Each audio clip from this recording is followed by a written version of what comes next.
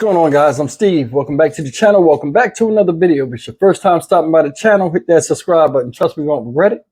If you're a returning subscriber, as always, guys, welcome back, and I do appreciate the support. Guys, I got a story here that's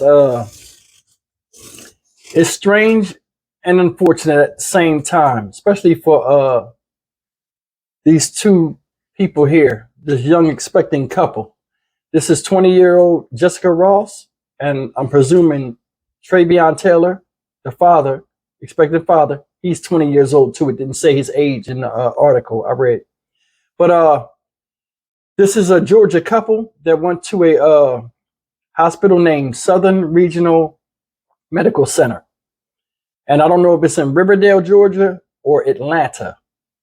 But the birth process they had, you know, with their expecting first child, was nothing less than horrifying.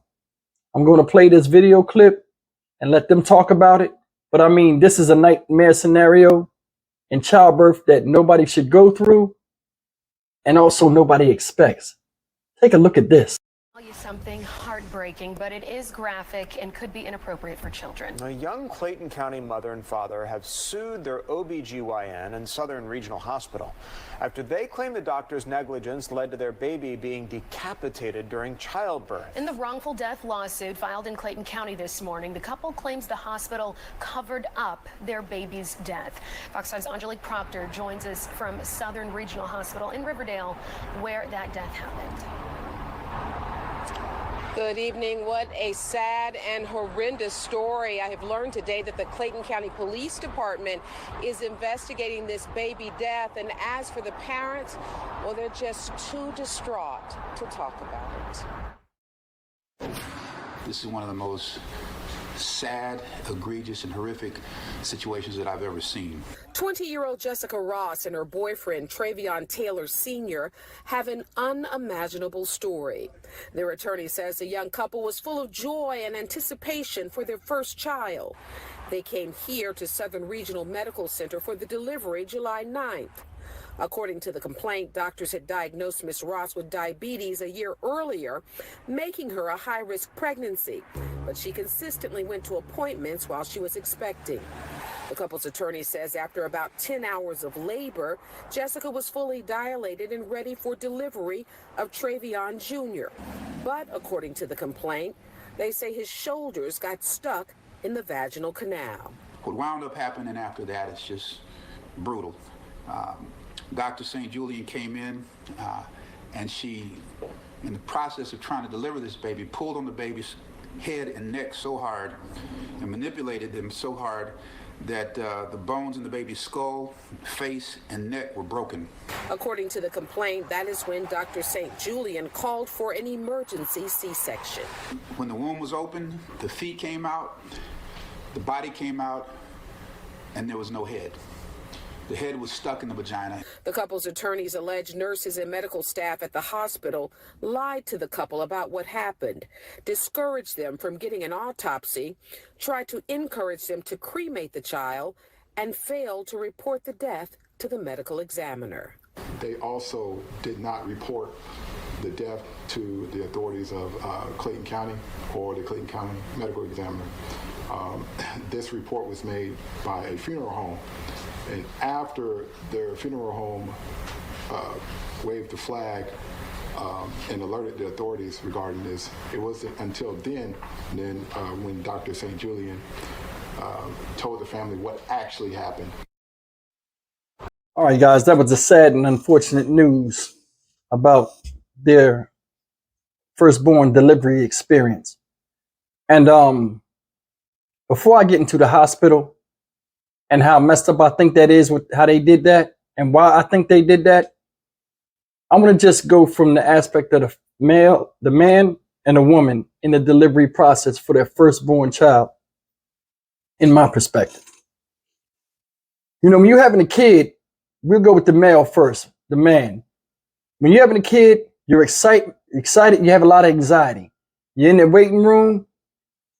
They finally take you back there. They start the labor process. Your heart's beating 1,000 miles an hour. You're about to see the first thing you've ever made, you know, through nature that looks like yourself or resembles yourself. the beginning of your legacy, only to have this happen. Guys who had children, you guys been through this. First thing we do is what? Okay, we had a baby. Okay, is the baby gonna look normal? Is the baby gonna be okay? Yeah, they run tests and say the baby's perfectly healthy and stuff, but you want to see the baby. You gonna count them fingers, you gonna count them toes. You know how it goes, y'all.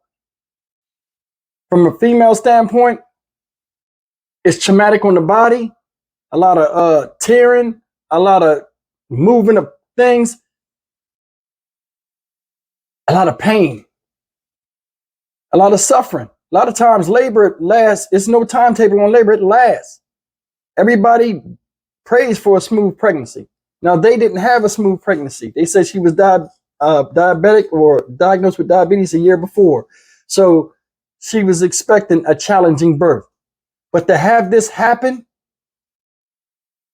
they said in the article, oh, she called for labor way too early. I've seen people do that. The pain get to where they like, okay, listen, I can't go through no more of this. I want the C-section. That was an excuse by the hospital. But I mean, to have this happen, and I mean, honestly, the PTSD they gonna go through, and also it was their first child. Can you imagine if they stay together and they wind up getting pregnant again? Just the horror of thinking about they might have to go through that same process, even if it's a different hospital, which it better be. It'll never be the same. Like me, I'm one of them people where like I know I had a baby before this baby, and it like takes the excitement of it. But I mean, to have the baby seen like that, and then they take the baby and then rush it off, and then come back with an excuse. Come on, man. Come on. I feel so bad for this couple, y'all. I feel bad for them. But let me talk about this hospital real quick. I think the hospital did that because they was young. They was young. You know, they doing the cesarean and all that stuff. They got that curtain up there. They tell the man to sit by the woman. He can't see. So it's a whole bunch of shell game going on back there. When they pulled that baby out, you know what I'm saying? And he looked the way he looked.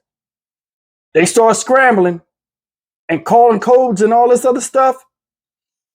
I'd have popped up. Then they rush the baby off. Oh, it's been an accident. Listen. Then they already horrified because they ain't seen the baby. They know something wrong. You know what I'm saying? She in an uncompromised position. They got to tend to her and her needs to get her sewed up and all this other stuff. The man's sitting there like, what's going on? You know what I'm saying? And then all of a sudden, here they come back. The baby didn't make it. You don't need no autopsy. What happened? Oh, the baby just perished. Let's talk about cremation.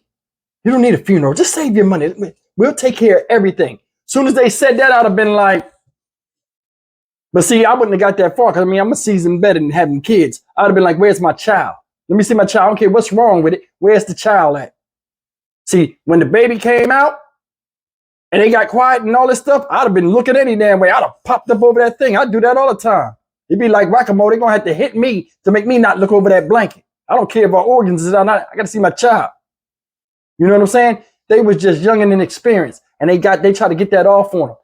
They said the funeral home tipped it off. So that whole time, they making all of these arrangements, thinking that the hospital was right, and it was just an act of nature that they lost the baby. They grieving, and here come the lie. Funeral home blew it right open.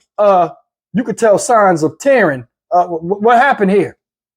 And they alerted the cops. When I guess the people talked to them, like, yo, y'all got a case. And that's good. They did that. A lot of times hospitals, man, they make mistakes. And it's more often than not. I'm in the medical center all the time. And I talk to doctors that be like, yo, sometimes you do stuff and it don't come out the way or you open somebody up and you see something you ain't never seen before. Or under anesthesia, people act certain ways. Their bodies don't always act the same. It's a roll of the dice. But when you negligent after taking that oath to save people and do what you can and be honest and all that stuff, impossible. That's messed up. Then she ain't, at the end, I cut it short. They talked to her. She ain't have no, she declined comment. Of course you do, because you got a pending lawsuit that's going to affect the hospital. These people right here, they're going to get paid off of a lawsuit. They still don't bring the baby back. But I mean, come on. First time parents. And it was a story about this that I didn't know this happened. It's a story about this. I think it took place in Mexico or something. what was it, a couple of months ago? I saw it on one of them cheesy news networks. I'm like, ah, that's fake. You know how hard you got to pull to take somebody's head off? Man, look, listen. My heart goes out to them. As parents, first-time parents, and to go through that, man, I hope it don't mess up them being together. And I hope, over time they can heal from this. But I mean, the wound gonna still be there. But just, they never got a chance to see their baby, man. And then you gonna lie about it? I ain't feeling that. Smoke them. If you got a lawyer, smoke them. Get them. I'm Stock Market Steve for the Dynamic Reason channel. As always, like, comment, share, and subscribe. And I'll see you guys in the next video. Take care.